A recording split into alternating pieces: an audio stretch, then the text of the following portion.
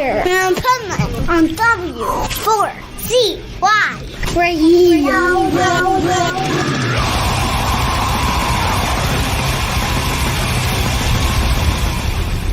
Wake up, America! It's time for the Adventures of Pipeman on W4CY.com, West Palm Beach's #1 internet radio station. Here's your host, the Pipeman.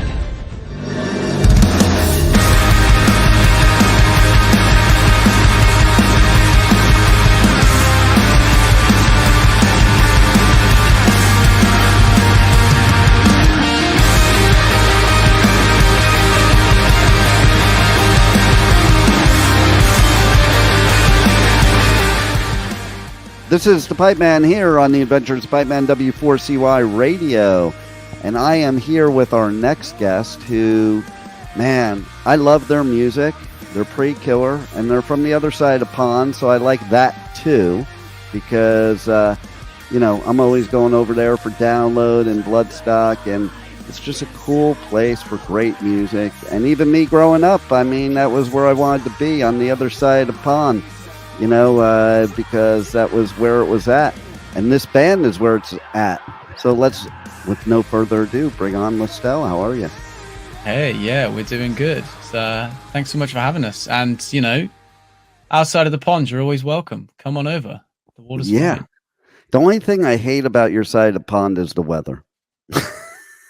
Yeah, man. Yeah, it's torrentially raining right now, so... that's no surprise to me, and the bipolarness is the problem. It's like I'll be doing interviews at Download, and for one interview I have my hoodie on, and then the very next interview I have to take it off, and then I have to put it back on. It's like every 5 minutes the weather changes.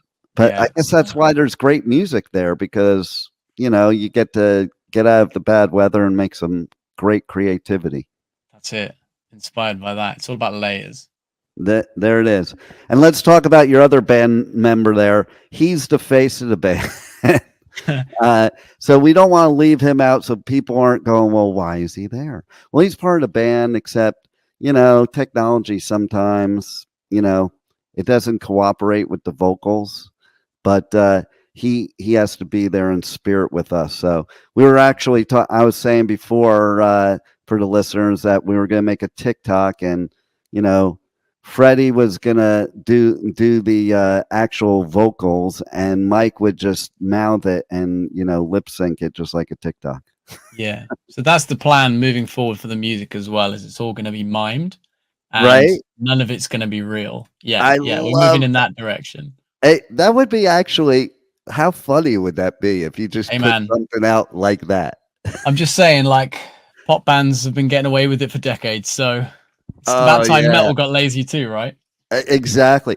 Well, it's funny you should say that, because as a metalhead from way back in the beginning, I do find that there are, and you're not included in this list, but there are bands out there that are like taking the easy way out, like metal's supposed to be an algebraic equation that you just put this formula in, and that's definitely not what you guys are, and that shows your true musicianship and love of music, because you're not just making something, you're creating something.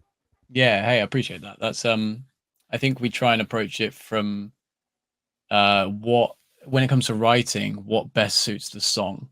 And that isn't necessarily trying to make something that's super complex for the sake of itself being complex. I think we'll try and write something and connect more with an emotional level of it. And, so that's, some people like that, some people don't like that. That's okay. We're not here to try and please everyone, but our approach to it is that we want it to be as authentic as we can. And that can, you can always tell as a listener or somebody that watches you live, you can always tell whether the band is authentic or they're just there for another reason. And to me, the best, longest lasting music is authentic, because you're not trying to do anything but be you. And I think that's also a message of your music, because of the type of things that you talk about is like, I think this world needs to start letting people just be themselves instead of categorizing them and putting them in a box and what they expect out of them, and especially music artists. Yeah. Yeah. Like musicians, or, I think any sort of artistic expression allows you to really express who you are as a person. And that's what I think we all find really wonderful about the ability to write and perform music the way we do, is that for that moment and within that, we're able to be authentic and be ourselves. Mhm. And hopefully that message, like,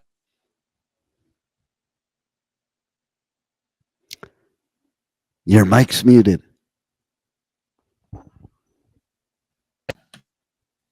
hey, I'm good at this, aren't I? Hey, there you go. Now we had you. That's the plan, wasn't it? We're gonna just do all your music from now on. Is all gonna be muted. Yeah. Oh, yeah, that's true. Actually, yeah. Exactly. No, I just think just going back to it, I just think it's important to a lot of people don't feel comfortable to be themselves, and if we can help people in any way feel like it's okay to be who you are, then I think we've done our jobs, really. Yeah, especially since I think about people have expectations about how other humans are supposed to act, be, do, whatever, and I think about it all the time. Who came up with these rules? Like I think we're all individuals, we're all unique, and who came up with these rules of what we're supposed to be? And maybe, thank God, we're getting in a direction where people can do exactly what you're saying, and they can just be them and not have to follow any rules. Yeah, that's nice. And I think we're moving in that direction. There's still a long way to go, societally, and depending where you live in the world, there's different restrictions on who you can and can't be. But it's nice to feel surrounded personally by people who allow me to feel comfortable to be myself. And that's why I think music's all about, especially in the metal community. Those that aren't familiar of what it's like to be in the metal community, that there's nobody that's in it. We're all in it, and there's no outsiders, there's no labels, there's no judgments. It's just we're one big family. And I think music is also a great outlet for people to be who they are. We were just talking about this in the last interview of when you sing a song, sometimes you're expressing things about yourself that nobody ever knew about you, because it's not something you could easily talk about, but a lot easier to sing about. Right. Yeah. Maybe some people find that. Personally, I've always been the kind of person that wears my heart on my sleeve anyway. So I feel comfortable to be able to communicate that with people and talk about who I am as a person. But at the same time, I also think sometimes there are certain things that are said much better when you take the time to write it down in a thought about way, and you take the time to figure out how to make your statement and say it in a concise way, rather than just speaking purely off the top of your head, So yeah, if you take the time to actually sit and process that song and write, then you can process that emotion in a maybe more thorough way. So maybe it's, in my mind, I feel like it's maybe a different approach to, neither one's wrong, but it allows you to process something and really have to take the time and sit and think on that emotion. It's the same with performing a song every night. You have to sit on that emotion, and some songs are harder than others. Some songs you maybe wrote when you were in a dark place, and this isn't necessarily just about our band, but this is about music in general, right?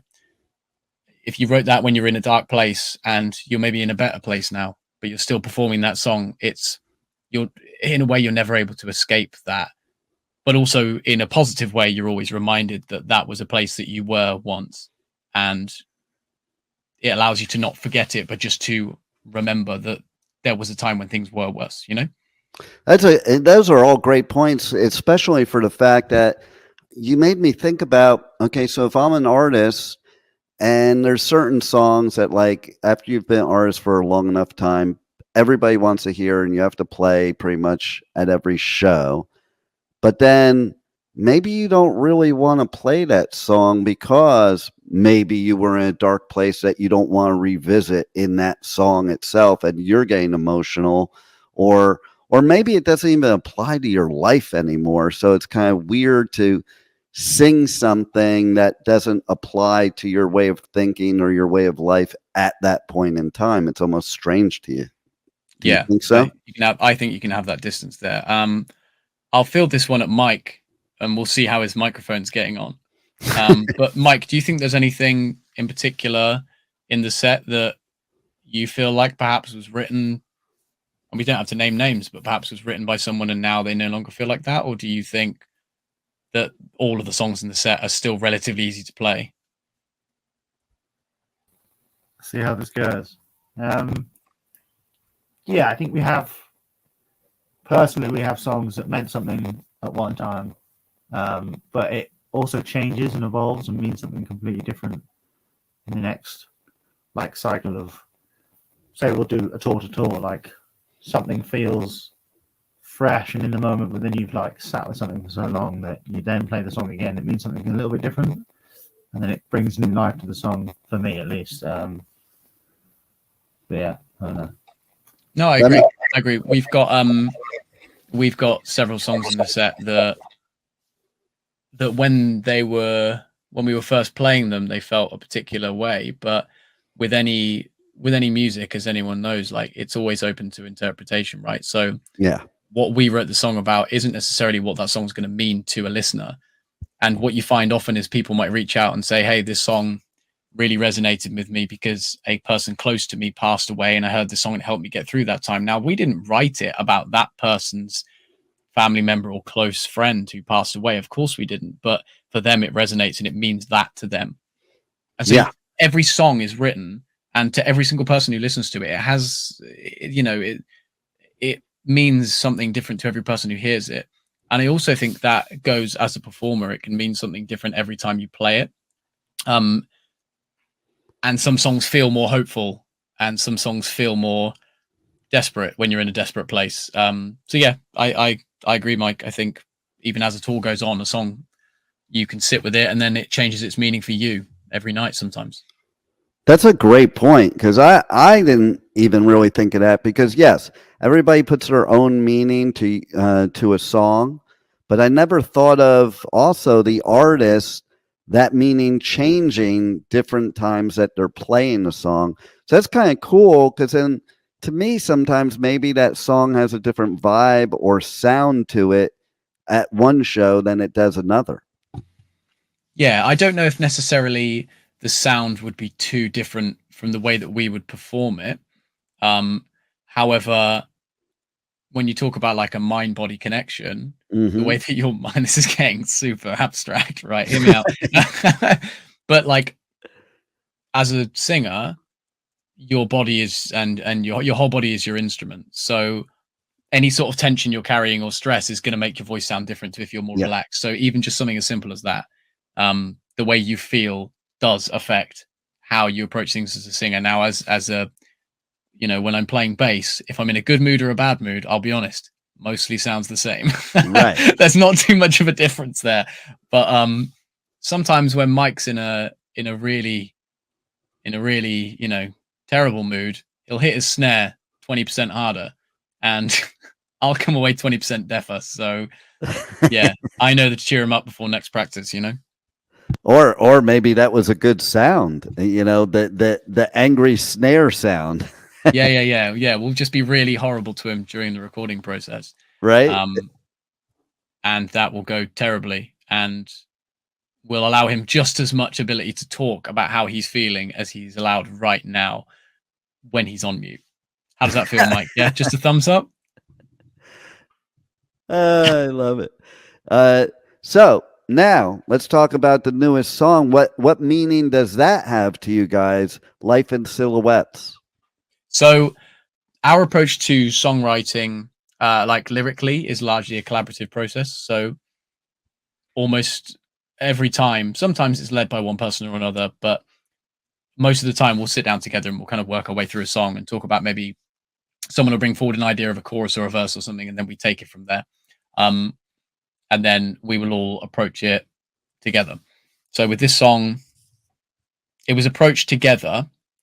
So because of that, I can only speak as to my personal take away from it. And as we just spoke about, this idea that songs mean different things to different people, and when you're performing it or writing it, it can sometimes change its meaning. However, that said, the way that the song resonates with me personally, and I feel like my input into it, was this idea of self-discovery and being comfortable with yourself. In the simplest terms, that's how I could phrase it, because there's a lot of people who don't necessarily ever go on that journey, don't ever learn about themselves. And I've had a lot of friends and family and people close to me who've gone on that journey of discovery and felt a lot better for it. So if I could speak one message as to my point to be made with this song, it's that, to understand yourself and be more comfortable with yourself. I think that's a great message, because there's so many people that are not, and even people that think they are probably aren't and don't realize it some of the time, and so again, as we were talking before, the song can have a different meaning for every person that listens to it, but it definitely has a message for everybody out there. And I think everybody listening should check it out. And not only that, you guys are badass musicians, so Appreciate it. How do people connect to you guys on socials, on the web? How do they check out the new song and all your everything else you have going on, merch, all that? You can find everything at LASTELLEBand.com. That's our website. It's got all of our videos, links to all our music. All of our socials are generally at LASTELLEBand or /LASTELLEBand, wherever you are. And we've got all of our music currently released is on Spotify, Apple Music, Deezer, places like that. So you can always find out what we're doing. Head over to YouTube. It's got all of our videos.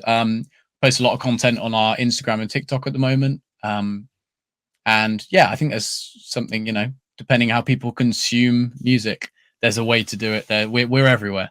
Right. Nowadays, there is a way for everybody. That's another thing there. Like, somebody wants to listen on one, but somebody else might want to listen on another, and so there's something for everybody, because we're all unique human beings that, have different needs and wants. And you guys, I think, check all the boxes with this song. So everybody's got to check it out.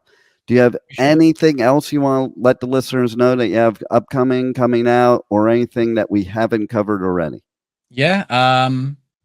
Well, this is the point in the interview where Mike was going to give a 3-hour-long speech, but unfortunately, due to the tech issues, he's not going to. So maybe Mike can just instead talk about we've got 2 shows in the books, and just in an effort so that people don't have to hear my voice for the whole time.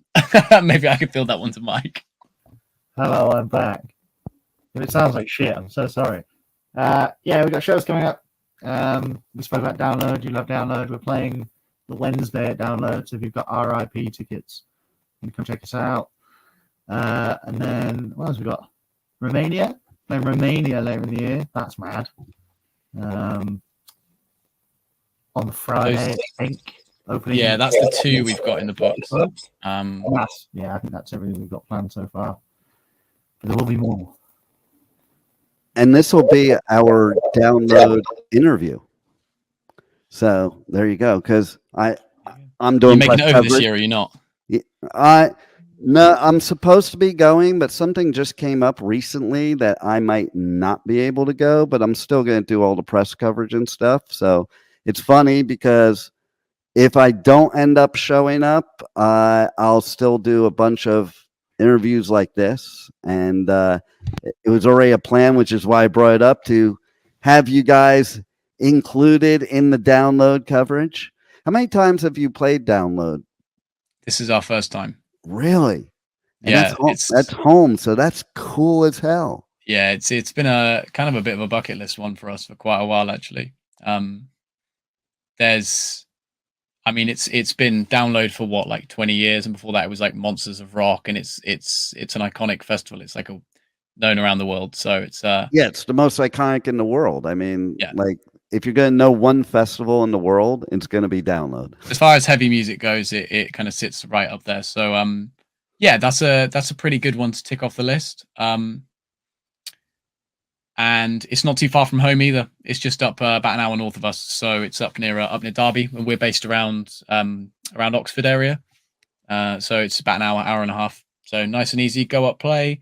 Might even get to sleep in my own bed afterwards, which is always a I know, bonus. right? How often does that happen? Well, that's it. That's the dream. You know, as much as I love slumming it in a tent or sleeping in a car, I'm here for getting back into my own bed. You know, it's so funny because I was looking for a place to stay near Download because, you know, with all my equipment and stuff, I don't do the camping because where am I going to put the equipment and how am I going to charge it and all that? And there's literally Airbnbs that are literally just tents that are charging like for the days of the festival, like $1,000 just so you can sleep in their tent. That's an awful idea. That is $1,000 you have wasted. Never do Right? that. Like, who's gonna do that? I'm looking at that. I'm like, nope, that's eliminated. Why do I need to? I could just post a tent anywhere. Oh, I think Mike has something to add to that. I'm an idiot, and I would end up doing that. Well, I'll say Airbnb and then turn up as a tent, and then be really sad. Yeah, one room, one bed, sleeps 5. Perfect. Right. I just want to clue everybody in that isn't used to going to festivals in Europe or the UK. You don't have to spend $1,000 to get in a tent because there's free camping. Just bring your tent. It's I'd have thought it was pretty obvious, but here we are. See, there you go. Like, and I'm sure somebody is going to reserve that $1,000 tent. Hey, if it's not you, it's me, right? There it is. I'll beat you to it. All right. Well, we could share it. We can make it the press artist tent. Like, perfect. We could promote it. That's the new press area of Download. Where are you going to charge your stuff? That's the issue. Yeah, so a very long extension cord that goes to the real press tent at Download. Got you. Why don't we sleep in the press tent? That sounds much more comfortable. And I can charge my phone. And they do. Yeah, you can charge a phone. There's Wi-Fi. There's storage locker there. You know, it's perfect. I'm going to bring that up. You know what? That's a new way to do it. Forget camping outside there. Just do it right in the press tent. Yeah.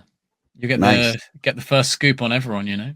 And like the first band that plays for the day, they get to camp out on the stage they're playing on. So they just roll out of the tent and start playing. Well, that was our plan for this Romania festival. So we're opening up the stage, and our plan is to get there the night before and set up tents on the stage. Just makes loading easier, you know. Right? It's a bit less stuff to set up. Yeah. See, that could be a whole new trend right there. I'm not sure it'll take off. The bands end at like 3 a.m. and I don't know if I could stay up that late to set up a tent on the stage. So. Oh well, there you go. There's a little kink in the armor. It's quite common for Euro festivals. Like I did a bit of digging, and some of those festivals don't finish till 2 a.m. And I gotta be honest, I am in bed. Well, you know, I'm here for it. It's true because like I do Hellfest, Grass Pop, and Hellfest. I remember the first time I went there. And okay, so it was over around 2, but it wasn't over because then there were bands playing in the campground the rest of the night. There were shopping cart races. That was pretty fun. Did you win? I just observed the first time. Okay. But it was definitely quite comical. But yeah, it was. I can tell you, I did the Hellfest that was after COVID where it was 2 weekends and like I didn't sleep for 7 days. I love sleeping. Yeah. You couldn't catch me doing that. Like, yeah, well, there's this festival here near where I live called Okeechobee Fest, and it's 24 hours a day for 4 days. Okay. So that bands that they're like reaching out to me. Hey, our set's at 2 a.m. Can you do the interview at 3? Did you agree or? Yeah, unfortunately I did. There you go. You've only got yourself to blame. I know, right? Well, like the last band I was interviewing, their song is about people pleasing. So there you go. That's what I was doing. Sure, I'll help you guys out. No worries. Interview at 3. Sure. Exactly. You won't ever catch us asking you for an interview at 3 a.m. I can promise you that. There you go. Well, and you dispel the rumor of like metal musicians just never sleep and just party all night long. So thank you for that, because it's usually not even close to true. We are the least metal party band you'll ever meet. We don't do any of that. No, thank you. Bed by 1. I think that's the new thing, which is kind of cool. I think a lot of metal bands nowadays are straight edge, because I come from the 80s Sunset Strip scene where it was the exact opposite. It's like, okay, well, we're going to go over this dude's house and probably the party will be over in about 2 weeks.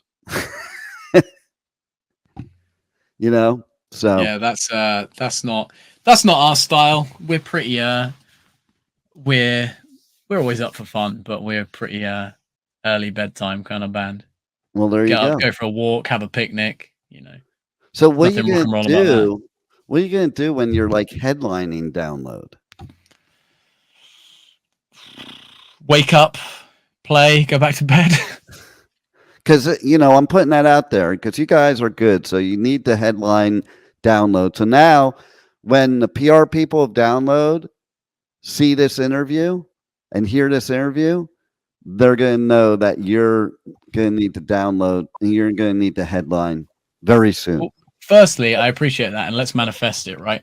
But also, like, the interesting thing with Download is it's not that late. It's usually done by like 11 o'clock. It's kind of strange compared to like a lot of like mainland Euro festivals that go on till 2. Like Download's pretty. I think it's the sound ordinances, because we have that in the States. There's a lot of that in the UK. There's a lot more like laws and stuff about like not being late, whereas in mainland Europe they have less laws regarding that, or they have specific licenses they can get away with. I don't know. Well, like with Hellfest, they basically own the whole town, so it's like. They can do what they want, but like here in the States, we have the same. It's 11 o'clock. If a band ends at 11:01, they get fined huge amounts of money. Yeah. Like you have to be done 11, period, end of story. So you can headline Download then. It won't be too bad. Well, again, like you said, we'll manifest it, but I think we've got enough time between now and then that we can figure out the hotel situation, right? Right. There you go. Just work that into a deal. Listen, if I'm headlining, I don't want to camp. Give us a hotel. I want to be off stage at 11 and in bed at 11:03. Exactly. I want to be in a bubble bath at 11:03, bed at 11:30. See, and there again, you're giving this good image of metalheads. Like, who thinks of a metalhead in a bubble bath? Yeah, I mean, if people are now thinking of me in the bubble bath, I don't know what to say. But that's their prerogative. I can't stop them doing that. I'm here to tell you, after doing radio for a long time, there's definitely people listening to this that are envisioning you in a bubble bath. And they probably don't even, and they might be just listening and not even watching and still They envisioning. don't look like, do they? Yeah. So, like you envisioning me are you thinking of me in the bath? Yeah, it looks good, man. And he probably already knows what that's all about. So we're pretty close. As any band should be. All right, guys. Well, any final words you want to leave everybody with? Mike, you got your 2-hour speech ready, or? So here's the thing about airplane food. No. That's the end of your standard routine. They don't give it out anymore. There's no more airplane food. I'm done. No, you guys rock. This new song is badass. Everybody's got to check it out. And man, keep making that great music and keep manifesting that headlining Download. And in the meantime, man, you're going to have a sick ass set at Download. So looking forward to here, looking forward to a lot more from you guys, and I hope you have a blast killing it at Download. Thank you so much. It's been one on the bucket list for a while. So yeah, we're just stoked that so many people are interested in what we're doing. You know, we're able to get these opportunities to do things and go out, meet people, connect with people, and that's really why we're doing it. So it's really, really nice. It's a wonderful feeling. Beautiful. Love it. And I love what you're about. Love your music. And thanks for being on the Adventures of Pipeman. Thanks for having us. Thank you for listening to the Adventures of Pipeman on W4CY Radio.